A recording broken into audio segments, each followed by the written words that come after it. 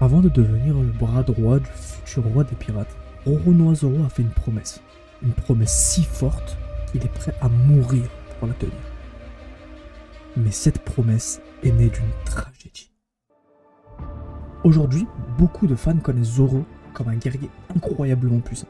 Mais ce que peu de gens réalisent, c'est que son histoire commence par une série de défaites. Encore et encore.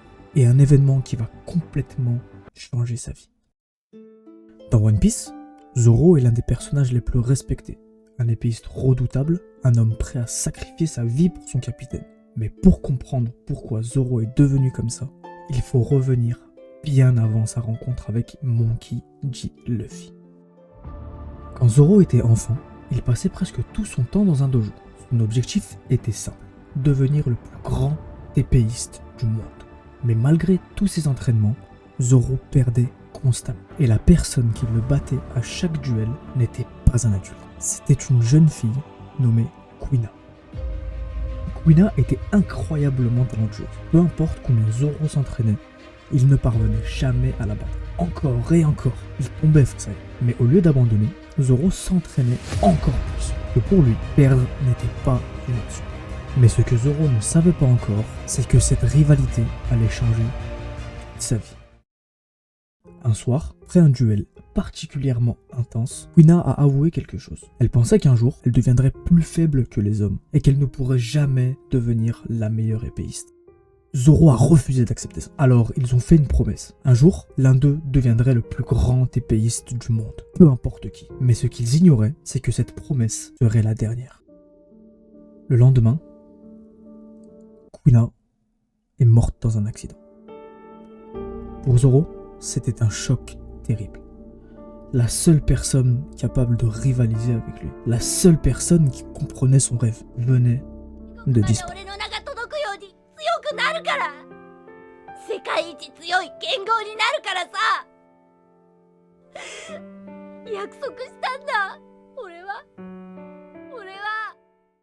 Devant sa tombe, Zoro a fait un serment.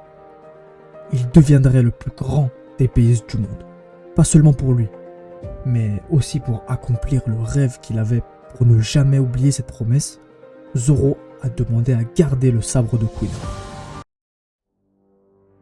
Après ça, Zoro s'est lancé dans un voyage. Son objectif était simple, affronter les meilleurs épéistes possibles et devenir toujours plus.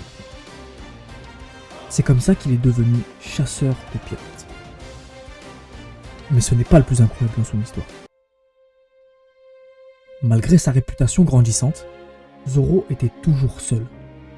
Jusqu'au jour où il a rencontré un pirate très particulier. Un homme avec un rêve impossible. Devenir le roi des pirates. Ce pirate s'appelait Monkey D. Luffy. Et contre toute attente, Zoro a décidé de le suivre.